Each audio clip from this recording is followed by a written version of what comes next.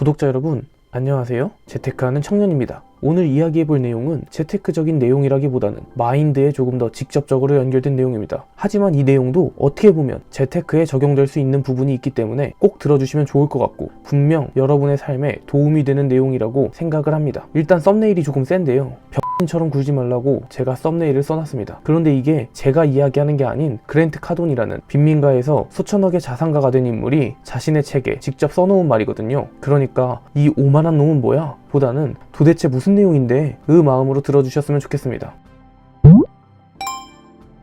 오늘의 내용은 그랜트 카돈의 10배의 법칙을 기반으로 하여 이야기를 해보려고 합니다. 이 책의 기본적인 내용은 성공을 하고 싶다면 우리가 성공을 이루기 위해 이 정도는 해야겠다 생각하는 정도가 있잖아요. 예를 들어 자영업자로서 성공을 하려면 손님에게 이 정도의 친절, 이 정도의 맛, 이 정도의 홍보는 해야지 하는 이 정도 말이죠. 그랜트 카돈은 이런 우리의 이 정도의 10배를 해야 성공을 할 수 있다고 이야기를 합니다. 그리고 그 중간에서 오늘 제가 썸네일로 쓴 병처럼 굴지 말라는 이야기가 나오는 것이죠. 우리는 세상을 살면서 많은 문제들에 부딪힙니다. 그런데 그 문제들이 우리가 견뎌내기 힘든 문제들일 경우에 남 탓, 상황 탓을 하는 경우가 매우 많은데요. 돈이 없어서 이 문제는 해결이 안 돼 같은 상황 탓을 하기도 하고, 누구 때문에 이런 문제가 생긴 거야 같은 남 탓을 하면서 말이죠. 그런데 그랜트 카돈은 이러한 남 탓, 상황 탓을 짓이라고 이야기를 합니다. 그 이유는 그렇게 남 탓, 상황 탓을 계속하면 그 문제에 대해서 책임을 지지 않아도 되는 것처럼 스스로를 세뇌하게 되고, 그러면 그러한 문제들에 대한 해결 능력이 발전하지 않게 된다고 말합니다. 또한 남 탓, 상황 탓을 하는 사람은 문제에 대한 통제권을 남에게 넘겨주어 자신의 삶을 스스로 통제할 수 없다고 이야기를 하죠. 즉 모든 문제와 상황을 스스로의 탓으로 돌려야 책임을 지는 마음을 가지게 되어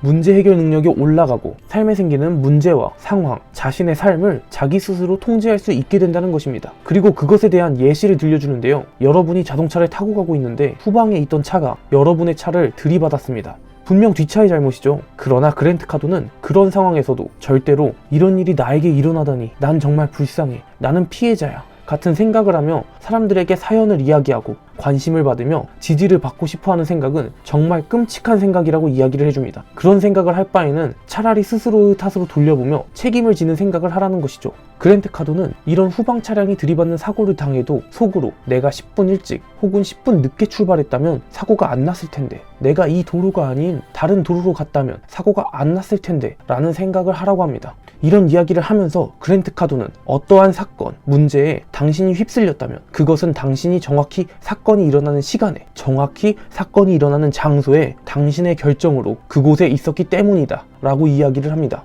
분명 그 사고가 일어남에 있어서 우리 스스로의 결정이 포함되었다는 것이죠. 근데 그렇다고 이런 후방차가 와서 사고를 내는 경우에 내 잘못도 있으니 50대 50으로 보험 처리하시죠, 이런 소리를 하라는 게 아닙니다. 처리할 건 제대로 처리하고 오셔야 합니다. 그리고 또 다른 예시도 들어주는데요. 바로 동네의 정전사고입니다. 동네에 정전사고가 일어난 원인이 누군가가 발전기에 차량 충돌 사고를 냈을 수도 있고, 많은 사람들이 동시에 많은 전기를 사용했을 수도 있고, 지진 같은 자연재해 때문일 수도 있습니다. 그런데 우리는 전기료를 밀린 적이 없죠. 그러나 전기료를 밀린 적 없이 성실히 납부한 우리도 이러한 사고 때문에 냉장고도 사용할 수 없고 물을 끓일 수도 온수를 사용할 수도 없는 상황이 나오게 됩니다. 그러나 이러한 때에 행정당국을 비난하며 남 탓을 하지 말고 왜 내가 예비발전기를 하나 사두지 않았는지에 대해서 자책을 하라고 이야기를 합니다. 내가 예비발전기를 사두었다면 이런 정전 사태가 일어나더라도 내 냉장고는 잘 작동할 것이고 물도 끓일 수 있고 온수를 사용할 수도 있을 테니까 말이죠. 이렇게 어떤 문제나 상황이 발생하였을 때 스스로를 탓하면 예비발전기 같은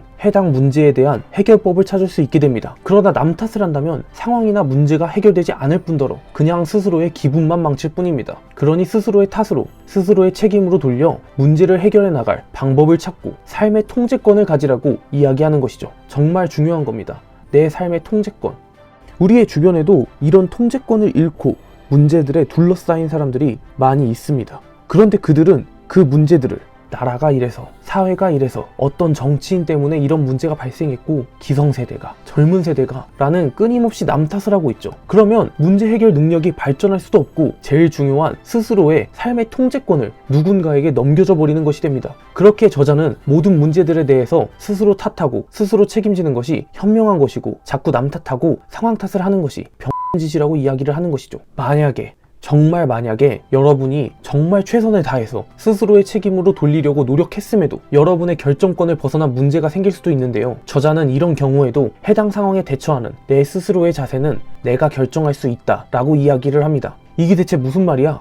해당 상황에 대처하는 내 스스로의 자세는 내가 결정한다니? 라는 물음이 나오실 수 있습니다. 이 말은 빅터 프랭클 박사의 죽음의 수용소에서 라는 책을 함께 이야기하면 설명이 편할 것 같은데요. 빅터 프랭클 박사는 2차 세계대전 나치에게 잡혀 유대인 수용소에서 전쟁이 끝날 때까지 있었으며 가족과 친구를 수용소에서 잃었습니다. 이런 빅터 프랭클 박사는 해당 수용소에 있으면서 함께 밥 먹고 자고 같이 매맞던 사람들이 다음날 생체 실험실로 끌려가 돌아오지 않는 생활을 했었죠. 이러한 정신적, 육체적 최악의 상황에서도 부족한 빵을 옆에 사람에게 나눠주며 희망을 잃지 않는 사람들도 있었다고 이야기를 합니다. 그런 수용소에서의 삶을 보며 빅터 프랭클 박사는 이런 이야기를 합니다. 어떠한 극악의 상황과 환경도 인간에게서 뺏어갈 수 없는 마지막 자유가 있다. 그 자유는 바로 그 상황과 문제들을 대하는 인간의 태도, 자유의지이다. 우리나라의 독립운동가 분들도 해당되는 내용이라고 생각을 합니다. 지독한 고문과 목에 총칼을 겨누는 상황에서도 자신의 뜻을 굽히지 않는 자유의지는 그 누구도 뺏어갈 수가 없었죠. 그랜트 카도는 이러한 자유의지를 이야기한다고 생각을 합니다. 우리에게 전혀 결정권이 없었던 문제가 우리에게 닥치더라도 그 문제를 어떻게 받아들이냐는 우리의 자유의지에 달렸다고 말이죠. 여러분이 어떤 문제에 부딪혔을 때 세상 탓, 나라 탓, 특정 사람 탓을 한다고 해서 여러분의 문제가 해결되거나 나아지지 않습니다. 그리고 어떠한 문제에 부딪혔을 때 왜 나한테만 이런 문제가 발생하는 거야? 라며 절망하는 사람과 이 문제를 해결하면 나는 크게 발전할 수 있을 거야 라고 생각하는 사람은 분명 인생에서 차이가 벌어질 것입니다. 여러분도 이 사실을 분명 아실 거고요. 그렇기에 여러분이 해당 문제와 상황에 대해 스스로 책임지고 삶의 통제권을 가지시길 바라며 여러분의 삶의 문제를 받아들이는 태도를 생각해 보시는 기회가 되셨으면 좋겠습니다. 감사합니다. 재테크하는 청년이었습니다.